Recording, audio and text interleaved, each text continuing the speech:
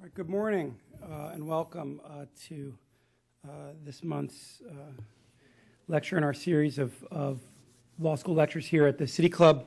My name is Jonathan Adler. I'm the Johann Verhey Memorial Professor of Law at the Law School at Case Western Reserve University, where I teach in constitutional law, administrative law, and some other subjects. And I'm pleased to welcome you this morning to a lecture on making sense of the Supreme Court. And what I'm going to try and do over the next hour is provide some perspective on the court, on how we make sense of what it does, or at least try to make sense of what it does. Admittedly, sometimes it's difficult, and try and give some perspective on how to understand the sorts of decisions we're getting and that we might expect to get in the years to come. I'll certainly leave time for questions if people have questions about specific cases or concerns about the court. How many, just out of curiosity, how many folks have been to the U.S. Supreme Court and seen oral argument? Okay, great. Well, this is where they have oral argument. It's a long way from where the court began. As an academic, I can't help but start with a little bit of history. The court wasn't always in these majestic chambers. In fact, we didn't always have a court. If we go all the way back to the Articles of Confederation, and I promise I'm not going to spend a lot of time on the Articles of Confederation, and the complaints that led us to have the Constitution that we have in the first place, there were a lot of them that we hear about all the time. The federal government didn't have the power to tax, didn't have the power to regulate commerce. There was no executive, and that created problems for foreign policy. There was no pardon power.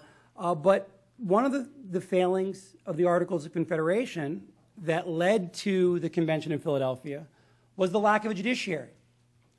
There was no forum, no neutral forum for individuals of different states in which individuals from different states could resolve disputes, no forum in which states themselves could truly resolve disputes. The mechanism the Articles provided for things like boundary disputes really didn't work. No way to ensure that there was a consistent federal law for the entire nation. No way to ensure that the Constitution or then the Articles or laws that were adopted under the Articles would mean the same thing in Georgia as it did in New York, because if Georgia courts and New York courts interpreted it differently, there was no way to resolve that problem. And so the Supreme Court, the fact that we have a Supreme Court, is in part a legacy of what the nation experienced under the Articles of Confederation and how it didn't work, how it did not allow us to resolve disputes and provide the level of consistency in the law that as a nation we think we need. And Alexander Hamilton noted that a circumstance which crowns the defects of the Confederation is the want of a judiciary power. Laws are dead letter without courts to expound and define their true meaning. And this was one of the things that, again, led to the Constitution. It was also something that it turned out was controversial. Some of the anti-federalists, some of the individuals that opposed ratification of the Constitution were actually afraid that a system of federal courts, and a U.S. Supreme Court in particular, would usurp the prerogative of state courts and would inhibit the ability of states to make their own decisions. Ultimately, those complaints were not persuasive in that the Constitution was still ratified, but those concerns were made. One of the arguments that Hamilton made against these complaints in the Federalist Papers was that the Supreme Court would be the least dangerous branch, that judges would not have the ability to exercise will, they would only exercise judgment. And certainly, to this day, academics debate whether or not that was a fair prediction, whether or not the court's role in political life and in public life is as narrow and as small as Hamilton predicted. But that was certainly the argument. I don't know if folks can really see this. This is the amount of the Constitution that's devoted to the Supreme Court is actually very small. The entire first column is Article 1. That's the legislature. How we select members of Congress, how we select senators, the powers Congress has, limitations on its power. That first half of the second column is Article 2, it's the executive. And the judiciary is in Article 3. It's only those 3 short paragraphs in the middle of the second column. There's not much there. And I think that's indicative of the fact that at the time, they did not anticipate, while they thought that having a Supreme Court was important, they did not anticipate it would take on the importance politically and otherwise that it certainly has. They probably did not foresee that 200 some years later, it would be the sort of thing that people debate, that it would be a subject in political campaigns, that it would be the sort of thing that people argue over. But certainly it is. Last little bit of history. When the court began, it did not, as I mentioned, it did not begin in the majestic chambers that it has today. Initially, it was in a municipal building in the city of Philadelphia. When the nation's capital moved to Washington, D.C., for a period of time, the court actually met in the basement of the Capitol, and there were no robing rooms. So there you can find accounts of visitors to the Capitol in those days, walking through hallways and seeing members of the court, justices getting ready for oral argument out there in the hallway or in public spaces. Eventually, the court convinced Congress that they needed their own place, that as an co-equal branch of government, that they should have their own building and they should not be relegated to Congress's basement. And so we now have what is a quite impressive building on First Street, just behind the Capitol. Unfortunately, you don't get to go in through these main steps anymore. When the court was recently renovated, you now have to go in through the side. But up until recently, you could go in through these front steps, and on days when the court would hear a really important or really big case, people would line up on those steps. And in Washington, D.C., there's a practice for events like a big Supreme Court argument or important congressional hearings where you actually pay people to wait in line for you. So college students or law students that want a little extra money can show up at 5 in the morning or 4 in the morning and to hold a place in line. But now those lines are no longer in the front. Other thing that people don't realize about the Supreme Court is while the Constitution requires that there be a Supreme Court, it doesn't tell us how many justices need to sit on it. It also doesn't require that there be any lower federal courts. The number of lower federal courts, their composition, their jurisdiction, and so on, is entirely up to Congress. And the size of the Supreme Court is entirely up to Congress. And it began with 6 justices, perhaps because folks realized that with 6 justices you have the prospect of a tie. They switched to odd numbers, but the number of justices on the court has fluctuated. The current number, 9, has been that's been constant since 1869. I have the bar up there for 1937 because, as I'm sure most of you know, President Franklin Roosevelt in 1937 had a proposal to increase the number of justices on the court. His proposal was when justices reached a particular age, that there would be an added seat. And this was an effort to try and ensure that the court would be more hospitable to some of Roosevelt's policies. It was not received very favorably on Capitol Hill, and so the number has remained at 9. Every now and then people talk about either changing the number of justices or altering their terms in some way, but this seems to be, this has been the norm, and it seems unlikely to change. The other thing that Congress has exercised the power to do, and that people might find a bit odd, is to tell the court not to sit. Now that hasn't been done in 200 years, but it was done after the election of 1800, when the Jeffersonian Republicans took Congress and took the presidency.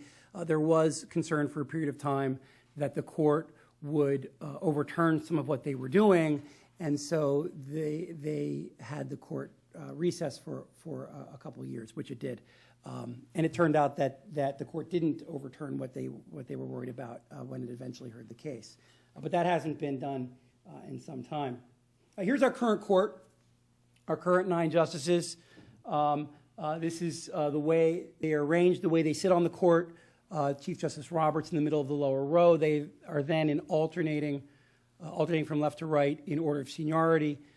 Justice Scalia to the left of the Chief Justice, Justice Kennedy to the right, then Justice Thomas and Justice Ginsburg on the ends, and then in the back, Justices Breyer and Alito, and the newest Justices Sotomayor and Kagan.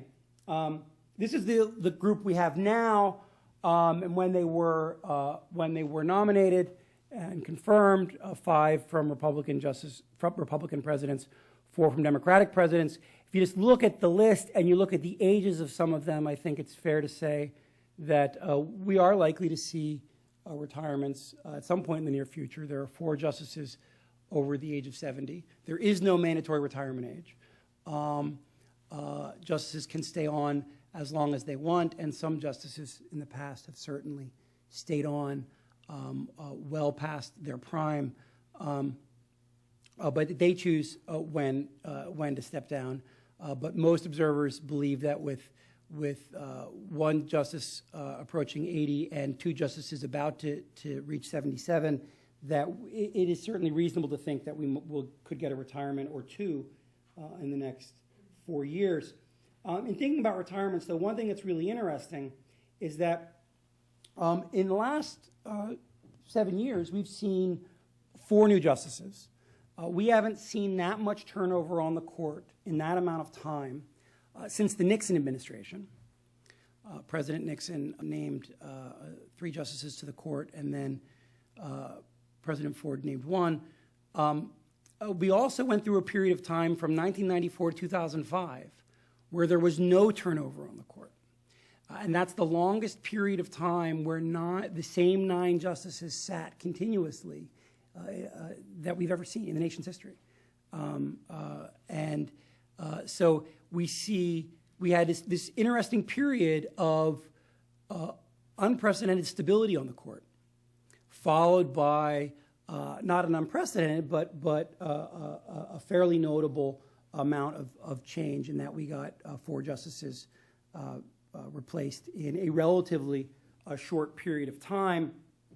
You know, those 4 were replaced in a period of 5 years, and as I said, we could easily see more in the near future. In terms of what's going on in the court, we often hear it often said that the court is very divided. It's a 5-4 court, 5 Republican justices, 4 Democratic justices, and certainly the court gets its share of 5-4 cases. One of the things I want to suggest today is that this is a storyline that we oversell.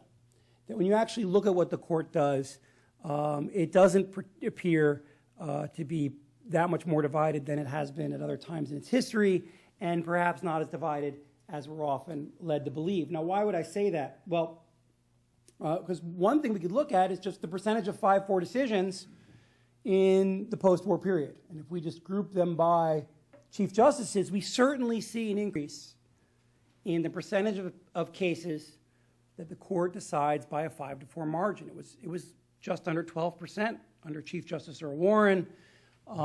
It's now over 20% under Chief Justice Roberts. And that's certainly part of the story.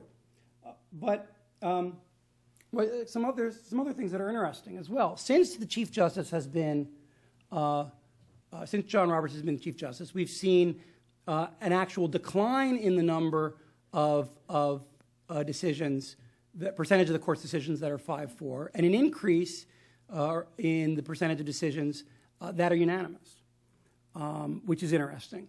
The last bar in those bar graphs, and I'll show this data in some other way, is the percentage that I've designated as 5-4I. Those are 5-4 decisions where the court's breaking along what we would characterize as left to right or conservative liberal, as opposed to some other way. That's not all of the 5-4 splits. So the court seems to becoming a little less divided along 5-4 lines, more unanimous opinions. But there's some other things that are important in terms of thinking about the longer trend. The court hears far fewer cases than it used to. In 1982, the court heard 151 cases on the merits. This past year, The term just ended, the 2011-2012 term. The court only decided 75. That's all it's slated to decide this year. Half of what the number of cases it decided 30 years ago. Why does that matter? Because the fewer cases the court takes, the more likely the court is to divide narrowly 5-4 or 6-3. Why is that? Because of the types of cases the court takes. The court's jurisdiction today is almost exclusively what we call certiorari jurisdiction. That is jurisdiction where someone has to petition the court and ask the court to hear a case. The other types of jurisdiction the court can have are so-called appellate jurisdiction, where the court is required to take the case. This happens these days. This usually only happens if Congress passes a statute that members of Congress believe might have constitutional problems, and they want to ensure that it is before the Supreme Court relatively quickly. The legislation will include provisions for a direct appeal to the Supreme Court. That's often done, for example, with campaign finance legislation, but those sorts of cases don't come along that often. The other sort of jurisdiction the court has is its original jurisdiction when a state sues another state. And we get one or two of those a year. A couple of years ago, Wyoming and Montana sued each other over water. There's another water case this year, Oklahoma suing Texas, but that's one or two cases. The vast majority of cases are where someone is filing a petition to the court saying, you don't have to take this case, but we'd really like you to. And the court only takes cases through certiorari in a very limited set of circumstances. The most common circumstance is because lower courts disagree. As I mentioned before, one reason we have a court in the first place is to ensure that federal law is uniform, that if Congress enacts something, it means the same thing here in Ohio as it does in California. A constitutional provision has the same force here as it does somewhere else. And so the court believes that if different lower federal courts or different state Supreme Courts are interpreting federal law differently, that's a really good reason for the Supreme Court to take the case. It's not a really good reason, as far as the court is concerned, if a lower court made a mistake. The court has made very clear that it does not see its job as fixing mistakes. Its job is to bring clarity and consistency. And so that means that the vast majority of the cases that it takes are cases in which lower federal court judges or state Supreme Court justices have disagreed, have had the benefit of lower court argument, have had the benefit of seeing a case percolate up through the system, and nonetheless, very intelligent, very diligent lower court judges or state Supreme Court justices couldn't agree on what the law means. These are the hardest cases. These are the cases that are most likely to divide people that are really trying just to get the answer right, and that is a much higher percentage of the court's docket than it was 30 years ago or 40 years ago, and it does represent the bulk of the cases that the court takes. So to me, in looking at the court's behavior, it's not surprising that we see a decent percentage of 5-4 or 6-3 cases. What's surprising is that the court is still unanimous as often as it is. This year, courts decided 21 cases so far. It's a little lower than we usually expect for this point in the term. Only one of those cases has generated dissent. 20 of the 21 were 9-0. The other one, case that my tax colleagues tell me is important, but I admit not to know a lot about tax law involving is a houseboat, a vessel, or not, was 7-2. But the court, what's amazing is you get these cases that divide lower court judges, and yet the court is still unanimous as much as they are. So again, I think I already showed you that. In terms of the 5-4 cases, again, we tend to think as well that it's always left to right, that we have the 4 Democratic nominees on one side, the 4 Republican nominees on the other, with Justice Kennedy, a 5th Republican nominee, in the middle, being the deciding vote. And so some would say that when it comes to legal questions, that it's Justice Kennedy's world and we just live in it. And in some cases, that's true. He is certainly an important justice. But if we look at recent terms, and this is data from last term, we do get some of these 5-4 decisions.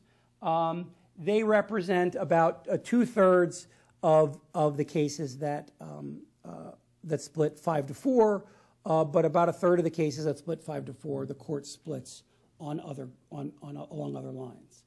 Sometimes that's a split on what we could characterize as formalist versus pragmatist. Better way of understanding that is there are some justices that believe really strongly in bright lines and are happy with absolute protections and without any exceptions. There are other justices that are more interested in being more pragmatic and weighing how a rule is going to actually play out in practice. And we see this most often in criminal law cases. You have some justices on the right of the court, Justices Scalia and Thomas, and some justices on the left, like Justice Ginsburg, who believe in enforcing some of the provisions of the Bill of Rights to the letter. No exceptions. If the Confrontation Clause says you have the right to confront the witnesses against you, that means if the state's going to introduce certain evidence against you, they need to be sure that that witness is there. There are other justices that are more willing to say, well, if we're talking about maybe a forensic report, it's the blood test for a DUI, and it's Montana, and the court is in one part of the state, and where the arrest occurred is 2 hours away. Are we really going to make some lab tech drive 2 hours to show up and say, yes, this is the test that I did? That doesn't really make sense. It's a scientific test. So there's some justices that say, let's look at how this actually works in practice. Let's be a bit more pragmatic. Some that say, no, the Constitution draws this line for us, bright line. And in a significant number of cases, we see this distinction, which isn't a left-right distinction, but it is a distinction in judicial philosophy. Justices that really think a bright line is important versus justices that think a little bit more balancing or weighing is important. In terms of how to think about the court, what I want to suggest is that we want to say, what is the Roberts Court? How would we characterize it? The best thing to say is that it's a conservative minimalist court, except when it's not. And what I mean by that is that if you just look at the mode of the court or of its decisions, the vast majority of decisions we would characterize as conservative, but also minimalist.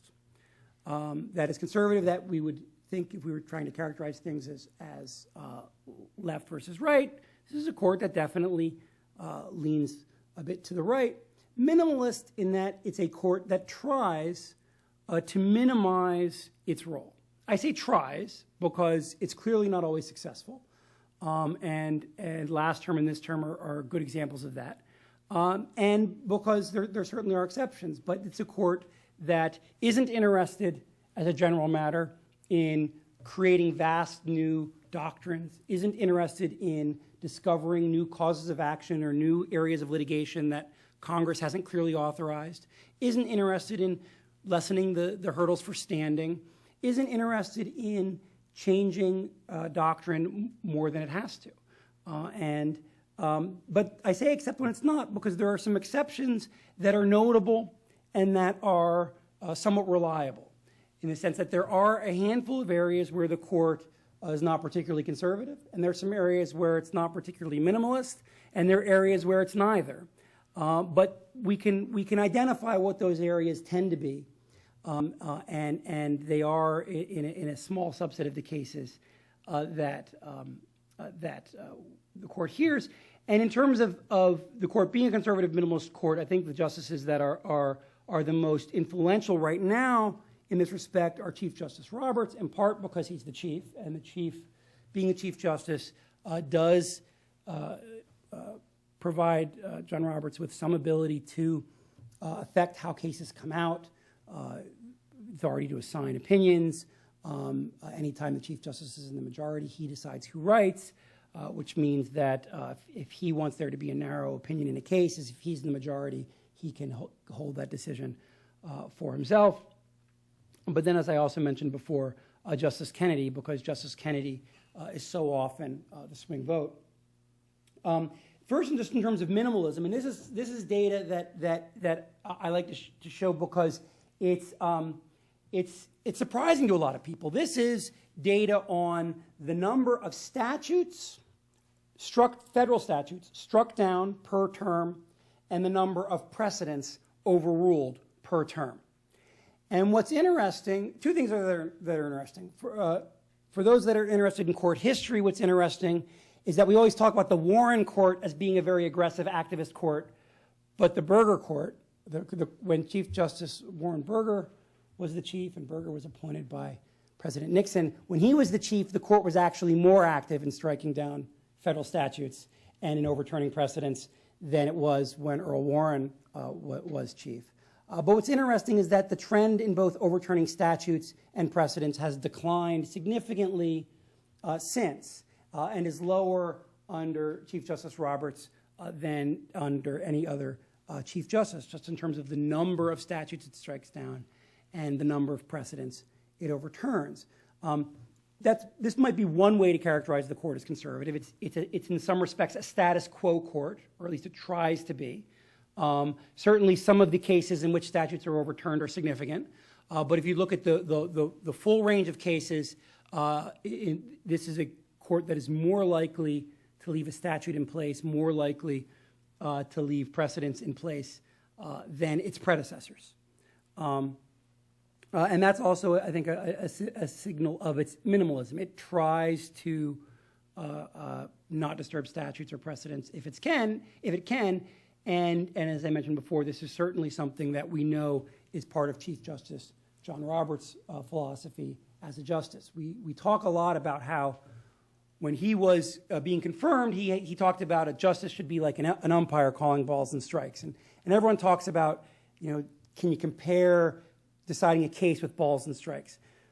I think most commentators missed what was actually the significant part of his analogy. The significant part of his analogy wasn't saying that deciding a case or interpreting the First Amendment or something like that is like calling a ball or strike. The key part in understanding the Chief Justice is that he said no one ever went to a game to watch the umpire. And that is certainly his view of what he would like to see in the Supreme Court. He is someone that was very put off by what he perceived as the excesses of the Warren and Burger courts in terms of challenging the political branches, in terms of unsettling expectations. As an appellate attorney, which he was in Washington, D.C. for quite some time, and was generally considered to be arguably the best Supreme Court advocate at the time when he was in private practice, very conscious of the effect that Supreme Court decisions can have on litigants, especially private litigants, in the vast majority of cases that may not affect constitutional questions, but affect day-to-day practice of law and business. And certainly, if we look at some of the sorts of cases in which he has really drawn lines and staked out at his turf, he has been very resistant to making it easier to sue. Hasn't overturned cases in the past that say found implied causes of action and the like, but has made very clear that he is not interested in opening any more doors, however justified, however consistent with the rationale of prior cases. His view is the court's, at least as far as his vote is concerned, the court is done with that. That's Congress's job. He also, if confronted with a precedent or a statute that is problematic, tries to do as little as possible, and has been criticized by other justices on the court in opinions for carving out tiny bits of statutes that when it's clear that Congress would not have passed the statute that looked like the result, or upholding a precedent even though all of the doctrine upon which that precedent relied upon has been whittled away, upholding a precedent if it didn't need to be overturned in a given case. That's certainly part of his overall approach. But I say that it hasn't. The court is overturning precedents and statutes less often than in the past. But that doesn't mean the law stays the same. The court does hear cases where it's presented with new questions, where those sorts of concerns aren't presented. And there certainly are areas where we can identify that the law has moved in a rightward direction. Antitrust is certainly an area where the court, insofar as it's taken antitrust cases, has continued the trend in antitrust of being more oriented towards what we might characterize as the rule of reason, or a Chicago school view of antitrust, weighing the pro and anti-competitive consequences of any particularly anti-competitive arrangement, more skeptical of antitrust claims. Campaign speech certainly is an area where the law moved right, certainly an area where the effect was significant. Pleading standards is one that people identify, I'm sure some of you are familiar with Twombly and Iqbal. The court there articulated a standard for pleading that is more restrictive than its prior precedents had indicated. There's some empirical work that suggests that while the court changed the rule, that lower courts had already been adopting a more restrictive approach. That's at least what some empirical studies have purported to show, but certainly the rule as it's articulated, the standard that you have to meet in pleading is more restrictive than it used to be. In the Fourth Amendment, the court is generally more sympathetic to the police and less sympathetic to criminal defendants. Again, there are occasional exceptions like the Confrontation Clause, but generally the court has moved to the right in that area. In habeas cases under AEDPA, the Anti-Terrorism and Effective Death Penalty Act, the court has certainly interpreted that in a more restrictive way. What someone who's been convicted needs to show to obtain post-conviction relief is the hurdle they must get over is higher than it had been in the past. And this is something that our federal circuit, the Sixth Circuit, has been dealing with in recent years. Our circuit has been the most overturned circuit in the Supreme Court, and the vast majority of those cases have been criminal law cases. And most of them, not all of them, most of them cases where the Sixth Circuit had ruled in favor of either someone who'd been convicted or a criminal defendant, and the Supreme Court overturned them. But there are some areas that are notable where the court hasn't moved to the right. Some areas where the court's actually moved in the other direction that are notable. One is war powers. The Boumediene case was a case where the court struck down portions of the Military Commissions Act and the Detainee Treatment Act, laws enacted by Congress governing what we do with individuals that we capture that we believe to be enemy combatants. The court in a 5-4 decision struck those down, an opinion by Justice Kennedy. That opinion, and this is a descriptive claim, this is not a normative claim, is the most aggressive exercise of judicial review of an exercise of war powers by the President and Congress in the nation's history. Historically, the Supreme Court has been very reluctant to challenge the executive, and in particular the executive and Congress when they are working together, when there's legislation authorizing executive action. Many commentators would say that in much of the nation's history, the court's been way too deferential. And we look at cases like Korematsu and Ex parte Corinne from World War II in particular as examples of the court just rolling over to claims of war powers. But if we view deferring to executive powers as conservative and challenging executive power and upholding the rights of those who are detained by the federal government, even potentially non-citizens, even those outside of U.S. territory, Boumediene is an incredibly significant case, and a case in which the court moved the law quite dramatically in a different direction. In the Eighth Amendment context, what defines cruel and unusual punishment? The court's been very aggressive, narrowing the scope of what permissible sentences are, narrowing the scope of those individuals who can be eligible for the death penalty, both in terms of who the individuals are and the sorts of crimes for which the death penalty is allowed, and has been fairly consistent. Again, Justice Kennedy being the fifth vote there. In the area of speech, sometimes we have to be careful what we characterize left or right, but if we think protecting offensive speech or potentially offensive speech is something that we would view as more of something on the left than on the right, this is a court that certainly has been very protective of offensive speech, whether we're talking about patently offensive protests at military funerals, a case from a few years ago, or protecting the content of video games from government regulation. The court has been quite protective. In the area of standing, the court has also arguably some slightly liberalized the rules and standing in areas like environmental cases. In a case called Massachusetts versus EPA, which involved the regulation of greenhouse gases under the Clean Air Act, the court announced some doctrines related to standing, which would appear to make it easier, at the very least, to challenge government action in certain types of environmental cases. There's some areas where that people tend to care a lot about, where the answer is to whether or not the law has moved right is it depends, and we'll see. It depends because it depends what our baseline is. So I'll use the last one on the list right now as an example, the question of abortion. The Roberts Court, in a case called Gonzalez versus Carhart, upheld a federal ban on a procedure that is generally referred to as partial birth abortion.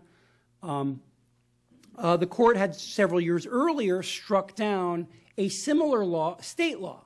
And there were some slight differences between the laws, but most people look at the two cases and don't think that they're consistent. And there aren't many justices on the court that think the cases are consistent. What's interesting, though, is that the language and the rationale of Gonzalez versus Carhart, while arguably to the right and more restrictive than the Stenberg case from several years earlier, is actually quite consistent with a case from the Rehnquist court called Casey, a case in which the court dramatically narrowed the abortion right protected by Roe versus Wade, but didn't go so far as overturning it. So if our point of comparison is 5 years earlier, yes, abortion law became, the abortion right was narrowed. If our comparison is looking more broadly, say over the past 20, 30 years, it's actually about where it was in the early Rehnquist court. We can thus far tell a similar story with race in the sense that the court's position on race is more restrictive than it was at some points of the later Rehnquist court, but about as where it was in the early Rehnquist court and late Berger court. But there the question is in part we'll see, because as I'm sure some of you know, this term the court heard argument in a case called Fisher versus the University of Texas, challenging the use of race in college admissions, and the court has been asked to overturn a decision called Grutter versus Bollinger, which is a case that had upheld the limited use of race in admissions at the University of Michigan Law School just several years ago. So it's a question of we'll see. Federal power, part of it depends on, well, what do you think of the healthcare decision?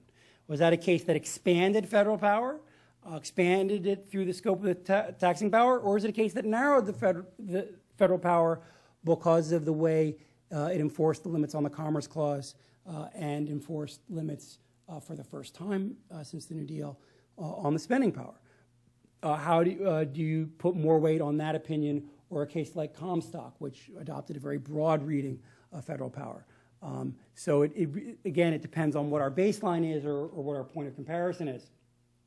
In terms of key decisions, again, we can look at key decisions that we can both characterize as conservative or liberal.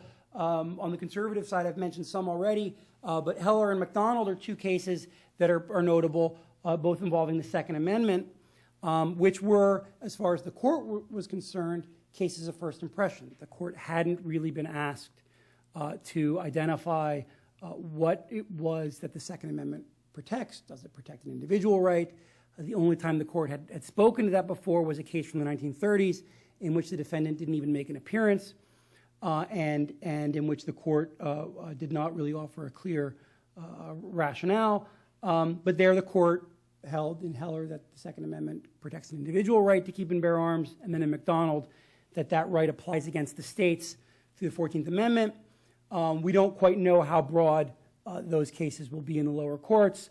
I mentioned some of these other cases, some other ones that are interesting. Exxon Shipping, a case limiting the availability of punitive damages, at least under federal common law. Knox versus SCIU, a case limiting the ability of unions to collect dues from non-members. On the liberal side, I already mentioned Boumediene. I mentioned Massachusetts versus EPA. Massachusetts versus EPA is certainly arguably the most on-the-ground consequential case the court has decided, because as a consequence of that case, the EPA is regulating greenhouse gases, which are the most ubiquitous emission in our economy, and is requiring the EPA to adopt a wide array of regulations governing a lot of facilities that historically hadn't been regulated at the federal level. And that case also, as I mentioned, affects standing doctrine. Graham versus Florida and Kennedy versus Louisiana are some of these death penalty cases I mentioned. Alvarez, interesting case, striking down something called the Stolen Valor Act, a law that made it a federal crime to lie about military honors that one had received. The court struck that down on the First Amendment. I have the healthcare case under both columns because, again, it depends on what you're focused on in that opinion. If you're focused on the fact that the Medicaid expansion was limited, well, that's definitely a conservative opinion. Court hadn't limited the spending power like that in decades. If you're focused on the fact that it upheld the mandate and did certain tax power, well, the court hadn't really been confronted with something like that in a long time. So it really depends on what you think is important about that decision. Last big point I want to make is just to reinforce the fact that in many respects, we call this the Roberts Court, but it's really the Kennedy Court. And one way of noting, of observing that is that, and this is just since these 9 have been together, but if we go back to the beginning of the Roberts Court and substitute out Kagan and Sotomayor or substitute in Souter and Stevens for Kagan and Sotomayor, it doesn't change, the numbers change a little bit, but the end result is the same. Justice Kennedy is in the majority more often than any other justice. There have been terms where he may dissent only once. Chances are, in a case, he is in the majority.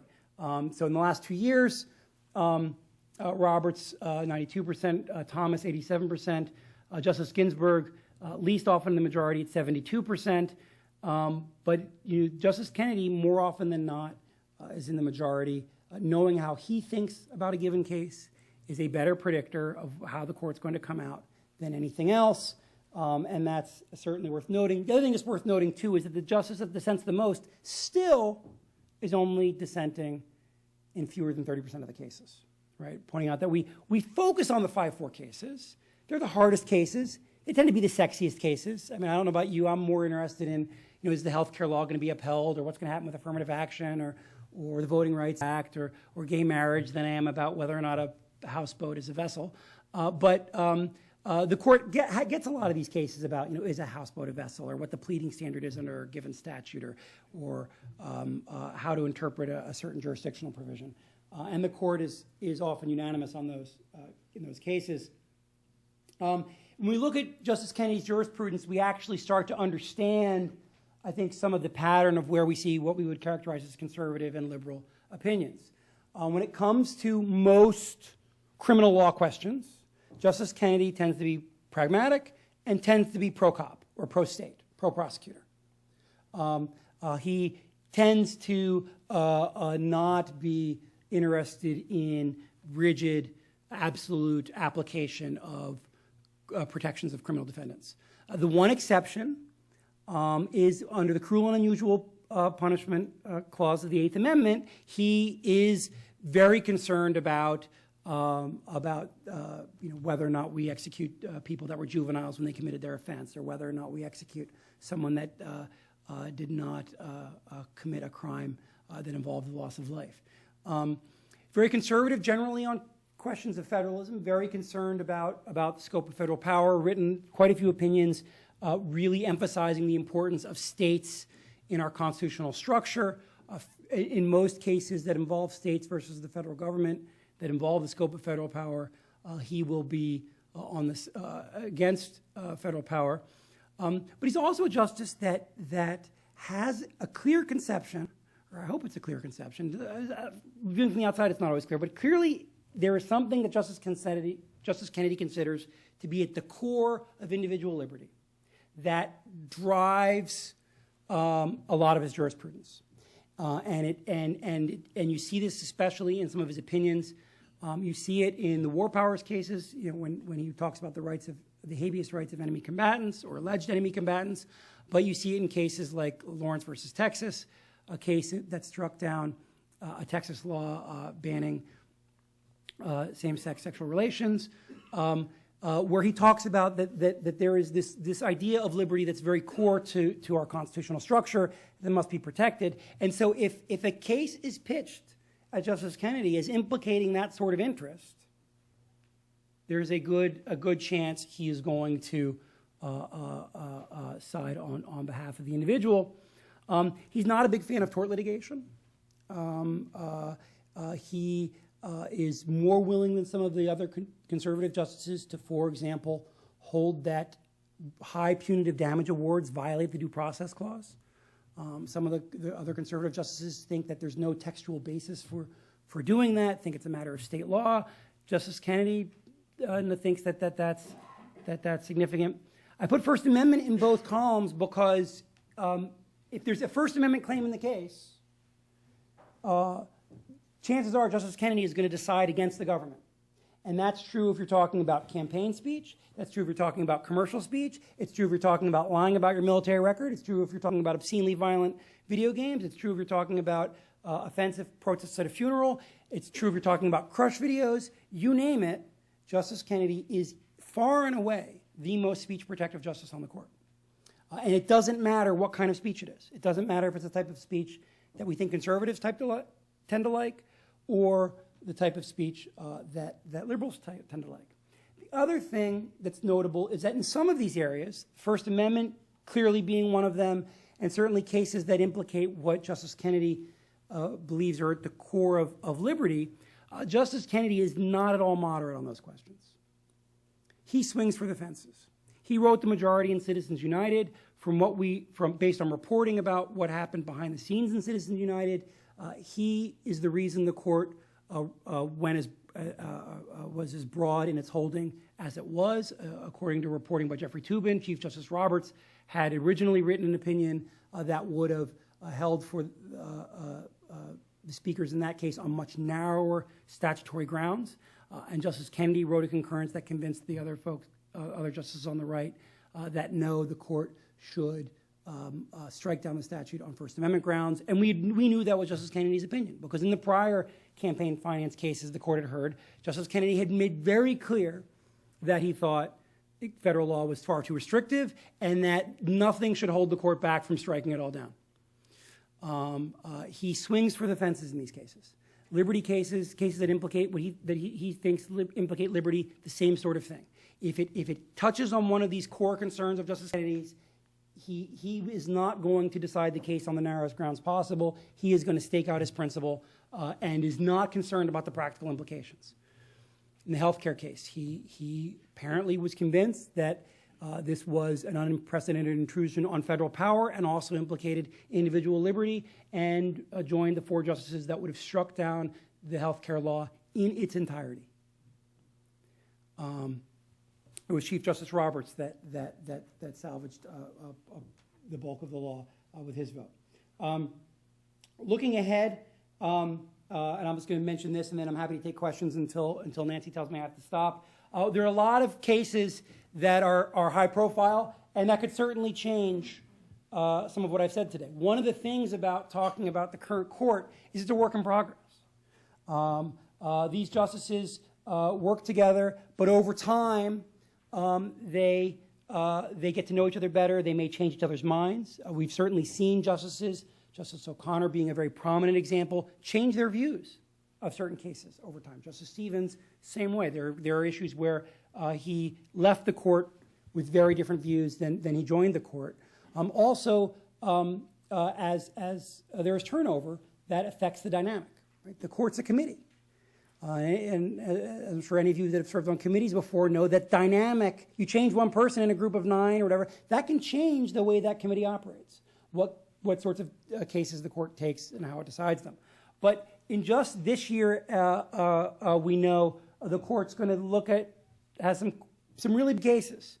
You know, if Chief Justice Roberts wants people to not pay attention to the umpire, he's got to convince either convince his colleagues to stop taking these cases, or to figure out a way to make these cases not get filed in federal court. Because this term, the court's going to rule on the constitutionality of using race in university admissions. It's going to rule on the ability to challenge terrorist surveillance programs, whether or not you can sue the federal government under this belief that you've been surveilled for national security purposes. 2 cases about drug-sniffing dogs and whether or not the dog is a search. I'm not really a criminal procedure guy, but I always find it funny that we spend all this time debating about, if the dog sniffs your luggage or whatever it is, did that invade your privacy? It's not like the dog can tell the police anything other than whether or not there are drugs in there or whether or not it smells drugs. It can't talk about anything else. But there are 2 big cases about the use of dogs. 2 gay marriage cases. One involving the Defense of Marriage Act, one involving California's Proposition 8, which barred gay marriage in California. And those cases are huge wild cards because there's a question about whether or not the courts can hear the cases in the first place. And they not only implicate the question of same-sex marriage, but they also implicate federal versus state relations because one's involving federal law and one's involving a state law. I put health care on the list because a lot of people think, the Supreme Court's done with health care. Right? It ruled on the Affordable Care Act. No, it's not done. The cases aren't on the docket yet, but they will be. There is already a circuit split relating to the application of what's called the contraception mandate to private employers with strong religious beliefs who object to that mandate. That will end up in the court at some point, but there is a lot of other litigation on the implementation of the Affordable Care Act that ensure that we're going to be seeing a lot of healthcare cases in the court to come. But let me stop there because I'm sure some folks have questions, and I'll take questions until I'm told to stop. So thank you very much. Questions? Yeah. So what areas are most subject to change if there is a retirement on the court? And or is it publicly known if any justices are chomping at the bit to take a second bite at an apple? It's not publicly known. There are reports that Justice Ginsburg has indicated she is not ready to retire, and she's the oldest justice. She also, several years ago, had some health concerns, but my understanding is that that she's gotten past those health concerns and has not indicated. Now, I mean, they're not going to tell me, and they're usually pretty good about being close-lipped about it. There were a bunch of false alarms, for example, during President Bush's first term, when there were no retirements. But there were a bunch of false alarms when people thought a justice was about ready. In terms of what changes, it really depends who goes. If it's a justice that's generally considered to be on the right, then any of those areas where we see the court splitting 5-4 are particularly vulnerable. And if it's a justice on the left, if it's Justice Ginsburg, then it's any of the opinions or areas where the court has been 5-4 on the left that are most vulnerable. And there are some areas relating to criminal procedure, like sentencing, where the court, I don't think is fully settled on how it's handling some of those questions. So in sentencing, it's a question of what the jury has to decide versus what the judge can do under guidelines, and that affects federal law and state law, and it's a big deal. I mean, our state Supreme Court has been having trouble giving us clarity on sentencing. But that's an area where some of the justices and the Confrontation Clause clearly aren't happy with where the law is. And those are some areas where you'd see change, and the composition of the court will matter. But until you know who's leaving, it's really hard to know what's up for grabs. Do any of the justices leak out what they would like, if there is a change, what they would have at the forefront of their agenda to change? No, I mean, occasionally you get language in a dissent where a justice says this isn't going to stand. That's rare. You've seen that occasionally in some federalism cases. In some of the Confrontation Clause cases, I think there was some language to that effect, but it's relatively rare. I mean, occasionally you get a justice saying, so for example, in the area of abortion, Justice Scalia, for example, has written multiple opinions saying, as far as he's concerned, there is no abortion right in the Constitution. There never was, there never will. He will never vote to uphold one. He's put that in opinions many times. So we know that. Is it possible that there would be 5 votes for that position? You would need either Justice Kennedy or one of the liberal justices to retire for there even to be a prospect of that, because Justice Kennedy while he upheld restrictions, was also part of the plurality in Casey that said the court was not going to overturn the core of Roe. So, other questions? I have to have said something that piqued someone's interest. No other questions? All right, well, I'll be here if folks have questions they want to bring up to me afterwards. But again, thank you for your attention, and certainly have a good rest of your week.